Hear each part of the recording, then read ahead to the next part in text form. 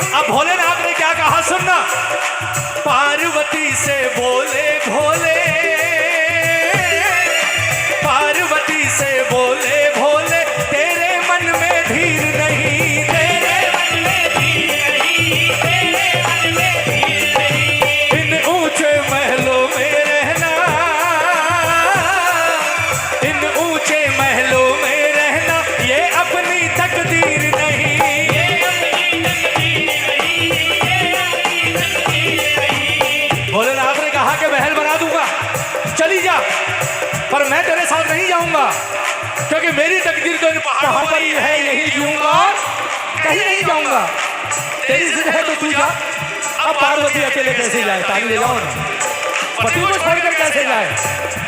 माँ पार्वती ने कहा बोले भोलेनाथ अब आप इमोशनली ब्लैकमेल कर रहे हो मुझे, अब आप ब्लैकमेल कर रहे हो, क्योंकि आप जानते हो आप नहीं जाओगे, मैं नहीं जाऊंगी। लेकिन आज तो जिद है, जीवन में पहली बार आपने वचन दिया है, जो मांगूंगी दोगे, देना पड़ेगा। महादेव ने फिर कहा बोले पार्वती सुन, इन ऊंचे महलों में रहना, इन ऊंचे महलों में रहना, ये अपनी तकदीर नहीं, ये अपनी तकदीर नहीं, ये अपनी तकदीर नहीं। करूं तपस्या मैं पर्वत पर, करूं तपस्या मैं पर्वत पर, करूं तपस्या मैं पर्वत पर, करूं तपस्या मैं पर्वत पर। मुझे महल से क्या लेना, जो भी देखे वो ये बोले क्या कहना, मैं क्या कहना, हर जो भी देखे वो ये बोले क्या कहना, मैं क्या कहना। करूं तपस्या मैं पर्वत पर, करूं तपस्या मैं पर्वत पर, मुझे महल से क्या लेना, जो भी देखे वो ये बोले क्या कहना, मैं क्या कहना, हर जो भी देखे बोले क्या कहना, मैं क्या कहना। वो ये बोले बालाजी महाराज की।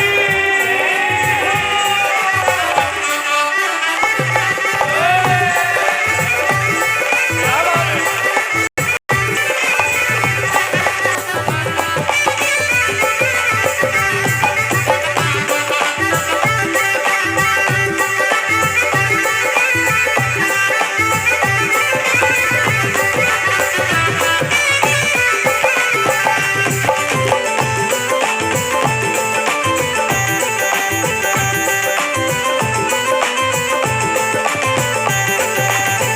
अब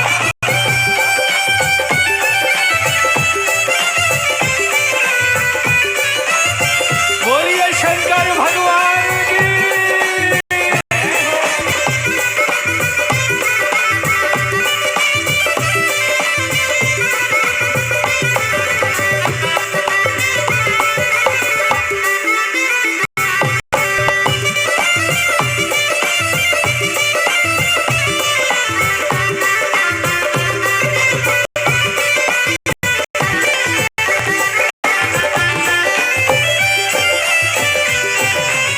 अब सुनना प्रेमियों, अब शुरू होता है रंग, अब सुनना, अब कहानी अब शुरू होगी।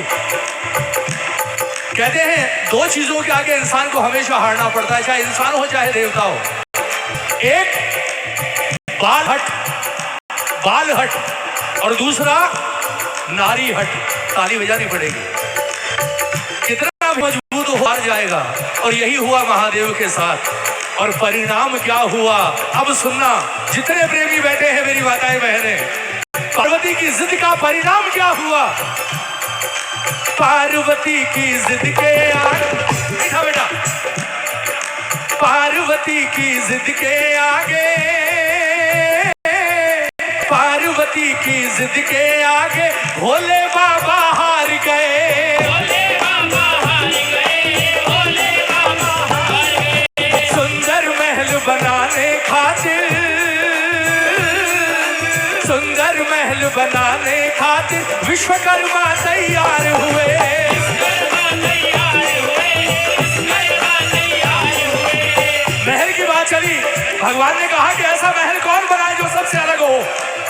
पार्वती ने कहा बोले विश्वकर्मा है आर्किटेक्ट, उन्हें बुलाओ। विश्वकर्मा जी आए। महादेव ने कहा कि विश्वकर्मा पार्वती ने पहली बार मुझसे कुछ मांगा है और ये एक महल चाहती है, एक ऐसा सोने का महल बना जिसकी तीनों लोकों में कोई सानी ना हो। ताली बजानी पड़ेगी। विश्वकर्मा ने सोने का एक विशाल महल बनाया, ताली बजानी पड़ेगी। अब सुनना प्रेमियों, कहानी तो अब शुरू हुई है। पार्वती की जिद के आगे भोले बाबा हार गए, सुंदर महल बनाने खातिर विश्वकर्मा तैयार। जब पूरा महल तैयार हो गया, भोलेनाथ ने कहा मां पार्वती से, बोले चल, जिद थी, महल भी बन गया, पांव रखो। जैसे ही महादेव ने कहा चल अंदर, मां पार्वती को मां लक्ष्मी का दिया हुआ ताना याद आ गया। ताली बजाओ ना। मैंने कहा ना, औरत सब कुछ भूल सकती है। याद आ गया। पार्वती ने सोचा अब क्या करूं। अचानक दिमाग चला और कहने लगी, बोले भोलेनाथ आप वाकई में बहुत बड़े भोले हैं।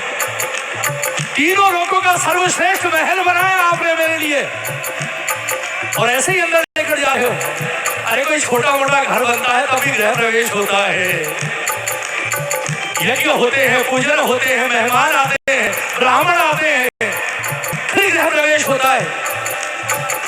मैं नहीं जाऊंगी, पहले गृह प्रवेश और हवन होगा, पंडितों को बुलाना पड़ेगा। महादेव ने कहा ठीक है, बनाओ मेहमानों की लिस्ट, किस किस को बुलाना है। जैसे ही महादेव ने कहा बनाओ मेहमानों की लिस्ट, पार्वती के चेहरे पर मुस्कुराहट आ गई। बोले लिस्ट आप जानो, आपके गण जाने, बढ़ाते रहो। मेरी लिस्ट में तो एक ही का नाम है और उसे काट देने में खुद जाऊंगी, कोई और नहीं जाएगा। ताली बजानी पड़ेगी। किसे काट देना था, किसे? सबको याद है। ताली बजाकर एक बार, ताली बजाकर सुनना। पार्वती बोली,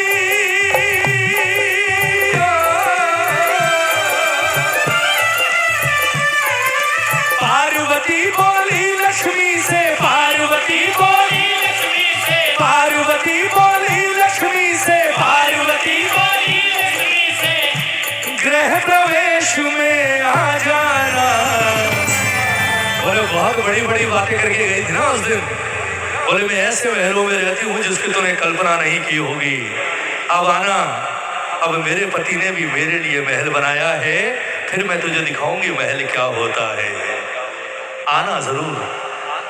पार्वती बोली लक्ष्मी से, गृह प्रवेश में। कौन कौन चलेगा महादेव के गृह प्रवेश में? हाथ उठा लो। कुछ नहीं देना, बस जाकर एक ही बार कहना है क्या? जो भी देखे वो ये बोले, क्या कहना भाई क्या कहना। जो भी देखे वो ये बोले, क्या कहना भाई क्या कहना। अरे जो भी देखे वो ये बोले, क्या कहना भाई क्या कहना। जो भी देखे वो ये बोले, क्या कहना भाई क्या कहना। अब सुनो, हवन करवाया गया, पंडितों को बुलाया गया और पंडितों में कौन आया? गृह प्रवेश करवाने कौन आया?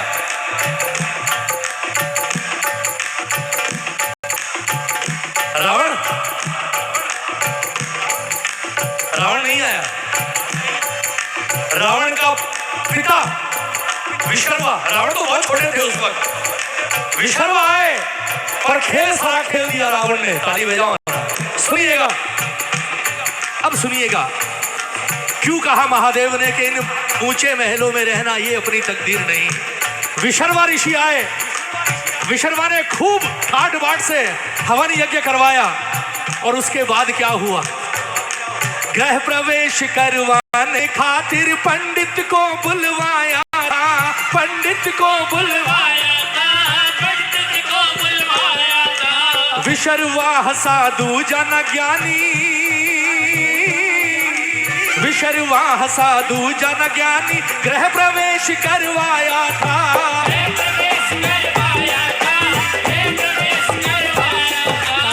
अब समझना, अब समझना। गृह प्रवेश पूरा हो गया, और जब दक्षिणा देकर विदा करने की बारी आई, एक एक शब्द सुनना प्रेमियों, एक एक शब्द। महादेव नाथ ने जितने देवी देव थे, ब्रह्मा विष्णु जितने, सबको कुछ ना कुछ दिया और विदा किया। बोले आप सब जाइए। सबको विदा कर दिया, सिर्फ कुबेर रह गया महल में। और जब सबको विदा किया, भगवान ने चारों ओर कोनों में देख लिया, कोई रह तो नहीं गया। सब रवाना हो गए, बोले कोई नहीं रहा। अंत में उस सोने के महल में सिर्फ 4 लोग, भोलेनाथ, मां पार्वती, विशर्वा और विशर्वा की उंगली पकड़े हुए रावण। ताली बजाओ ना। अब भोलेनाथ ने मुस्कुराकर विशर्वा से कहा, बोले विशर्वा मांगिए। आपने ऐसा प्रवेश करवाया है कि मैं बता नहीं सकता। वचन है जो मांगोगे मिलेगा। सबको मैंने अपनी मर्जी से दिया है, पर आपको अपनी मर्जी से नहीं। वचन है आप जो मांगोगे वो मिलेगा। विशर्वा के चेहरे पर मुस्कुराहट आ गई। जैसे ही महादेव ने कहा विशर्वा मांगो, क्या मांगते हो, रावण ने अपने पिता विशर्वा की उंगली पकड़कर खींचना शुरू कर दिया, खींचना शुरू कर दिया। विशर्वा ने कहा क्या? रावण ने कहा आप तो हमेशा मांगते हो, आज इस बच्चे को मांग लेने दो। ताली बजाओ ना। सुनना, बोले पिताजी आप तो हमेशा मांगते हो, आज मुझ बच्चे को मांग लेने दो। मैं भी बहुत बड़ा भक्त हूँ महादेव का, आज मेरा सौभाग्य मैं इनसे कुछ ले लूं। विशर्वा ने कहा, बोले महादेव मुझे तो आपने बिना मांगे इतना सब दिया है। ये बेटा जिद कर रहा है, ये रावण जब से आया है ये भी भक्त है आपका। महादेव ने कहा, बोले जानता हूँ। बोले मुझे आपने बहुत कुछ दिया है, आज ये जिद कर रहा है कि पिताजी आप आज मत मांगना, आज आपकी तरफ से मैं मांगूंगा। आज आप मुझे नहीं, आज आप जो ये मांगे इसे दे दीजिए। सुनना प्रेमियों, किस्मत कैसे पलटा खाती है और वही किस्मत लौट कर वापस कैसे आती है। विशर्वा ने कहा इसे दे दीजिए। जैसे ही विशर्वा ने कहा कि प्रभु मुझे नहीं, आज इसे दे दीजिए, भोलेनाथ के चेहरे पर मुस्कुराहट आ गई। मास्टर जी, मुस्कुराहट क्यों? क्योंकि भोलेनाथ जानते थे कि अब क्या होने वाला है। उनसे कुछ नहीं छुपा था, उन्हें पता था 5 मिनट बाद क्या होगा। भोलेनाथ ने कहा भाई, हाँ भाई रावण मांगेगा? बोले प्रभु आपकी इजाजत हो। बोले मांग। बोले प्रभु मांगूंगा, लेकिन मांगने से पहले 2 शर्तें हैं। अगर आप वचन दो तो मांगूंगा, वरना पिताजी को ही दे दीजिए। भोलेनाथ ने कहा, बोले यार मुझसे वचन मांग रहा है, मैंने तो लोगों को ऐसी ऐसी चीजें दे दी कि बाद में मुझे ही भागना पड़ा। विष्णु ने बचाया मुझे आकर, तब मैंने नहीं सोचा तू तो बच्चा है, मांग ले। बोले नहीं वचन। बोले मांग, क्या वचन मांगता है? बोले पहला वचन कि जो मांगूंगा वादा कीजिए आप देंगे, इनकार नहीं होगा। भोलेनाथ ने कहा तथास्तु, मिलेगा। दूसरा, बोले दूसरा ये कि जो मैं मांगूंगा उसे देने के बाद आप मुझसे नाराज नहीं होंगे, मुझ पर क्रोधित नहीं होंगे, मुझ पर वही प्रेम बनाए रखेंगे। भोलेनाथ ने मुस्कुराकर कहा, बोले ये वचन भी दिया। रावण ने कहा मांगू? बोले जब तूने 2 वचन ले लिए तो अब मेरी भी बात सुन। सुनना प्रेमियों, भगवान ने, भोलेनाथ ने रावण से कहा, बोले वरदान दूंगा लेकिन यहां नहीं, एक काम कर, बाहर चलते हैं। पार्वती का हाथ पकड़ा, बोले पार्वती चलो थोड़ा बाहर घूम कर आते हैं। सुनना प्रेमियों, थोड़ा बाहर घूम कर आते हैं। पार्वती ने कहा, बोले ना महल इतना सुंदर है, मैं तो यहीं रहूंगी। भोलेनाथ ने जबरदस्ती हाथ पकड़ा, बोले पागल है, सुबह से महल में घूम रही है, धुआं ही धुआं हो रहा है यज्ञ का, थोड़ी देर बाहर चलते हैं ना, ठंडी हवा खाएंगे, ऐसे जो मांगता है इसे वो दे भी देंगे और वहीं से विदा कर देंगे। पार्वती समझ नहीं पाई तो भोलेनाथ के साथ चली गई। और जैसे ही महादेव पार्वती को लेकर महल की सीमा रेखा के बाहर आए, बाहर आते ही पलट कर कहा, बोले रावण मांग, क्या मांगता है? सुनिएगा, बाहर घूमने के लिए नहीं आ रहे थे भोलेनाथ, उसके पीछे भी क्या कारण था वो सुनना। बोले अब मांग, क्या मांगता है? रावण ने कहा, बोले भोलेनाथ अगर देना चाहते हो तो सुनिए, मैं जब से आया हूं मेरी नजरें आपके इस सोने के महल पर से नहीं हट रही हैं। आपने वचन दिया है दोगे, मेरी एक इच्छा है कि अगर देना है तो ये सोने का महल आज मुझे दान में दे दो, और दूसरी चीज ये सोने का महल, और इस सोने के महल में इस वक्त जो कोई भी हो वो मेरे दासत्व में रहे, मेरा दास बनकर रहे, और हमेशा मैं इस महल में वास करूं, मुझे ऐसा वरदान दे दीजिए।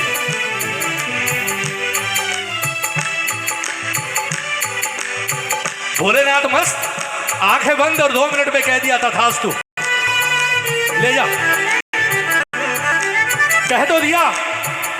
अब मां पार्वती की शक्ल देखने लायक, ताली बजाओ। भोलेनाथ ने आंख खोलकर पार्वती की ओर देखा, पार्वती की आंखों में आंसू। सुनना प्रेमियों, आंखों में आंसू बह रहा है, और पार्वती ने रोते हुए कहा, बोले भोलेनाथ, जो आज आपने मेरे साथ किया है ना, पति होकर जो आपने मेरे साथ किया है, वो कोई दुश्मन के साथ नहीं कर सकता।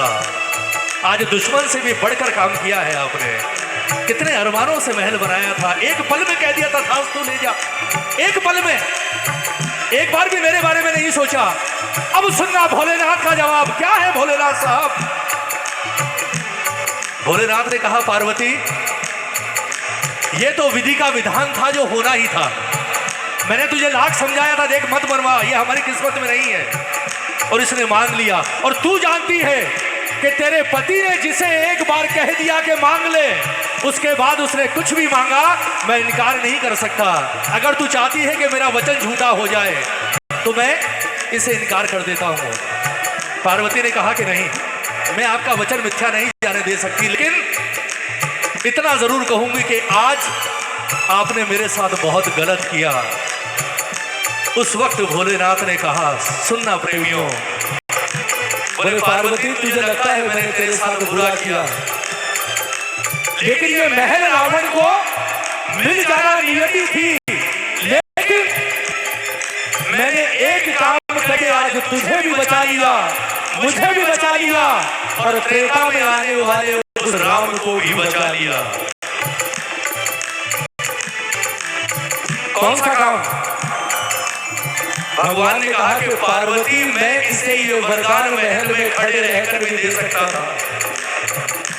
समझ रहे हो प्रेमियों, हर चीज के पीछे कोई कारण है। मुझे कोई शौक नहीं था बाहर घूमने का, वो बहाना था कि चल बाहर घूम के आते। नहीं, मैं इसे महल के अंदर भी दे सकता था, पर एक बार याद कर, इसने वरदान मांगा क्या? ये महल मेरा हो, और इस महल में जो कोई भी इस वक्त है वो मेरा दास बनकर रहे, और उस पर मेरा आधिपत्य रहे। अगर तू और मैं उस वक्त महल में होते तो तू भी इसकी दासी होती, और ये महादेव भी 24 घंटे इस लंका में रहता। और अगर महादेव रावण के साथ रहता ना प्रेमियों, तो राम के लिए रावण की विजय इतनी आसान नहीं होती। एक बार हाथ उठाओ, ताली बजाओ, एक एक शब्द सुनिएगा। भजन की अंतिम लाइन है, सबसे बड़ी सीख क्या? जिसकी जितनी, जिसकी जो तकदीर है संजू, जिसकी जो तकदीर है संजू, बस उतना ही मिलता है।